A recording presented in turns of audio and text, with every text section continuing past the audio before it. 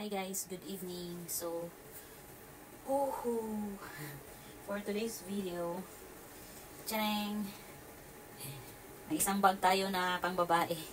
Pangbabae na damit. So, ibibigay natin to sa yung may babae na anak din.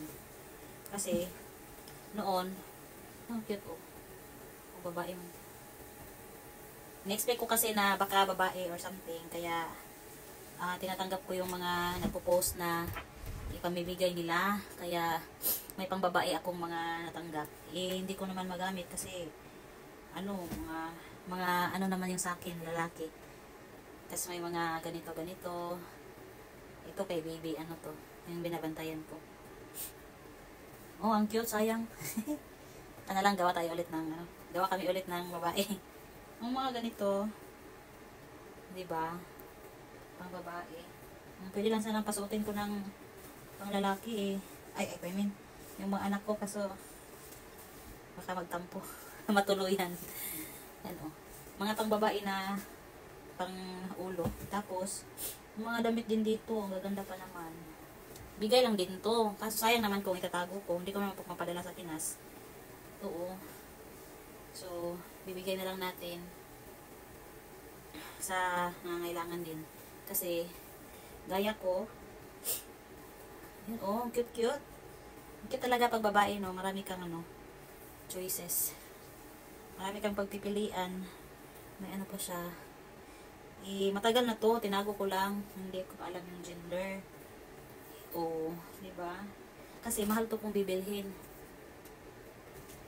Kung bibilhin to, mahal. Ang dami na nito. Makakasave na si kabayan nito. Gusto, oh, cute. Tapos, marami pa to. Sayang talaga. Kung ibibigay ko na lang kasi naman, para magamit ni baby nila. Maganda. Parang bago pa siya. Nang once lang siya. Isang beses lang ginamit. Pang talaga siya, girly. Canada. 2022.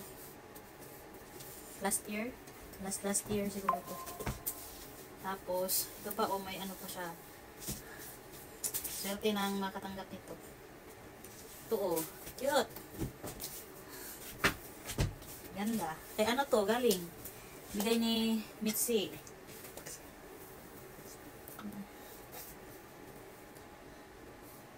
Oh. Ito pang pink din. So, talaga siya. Pang babae talaga to lahat. Tapos ito, mga pang-ulo. Mga panik-anik. Ganda. Bulaklak sa ulo. Kay baby to eh. So, to pala hiningi mo?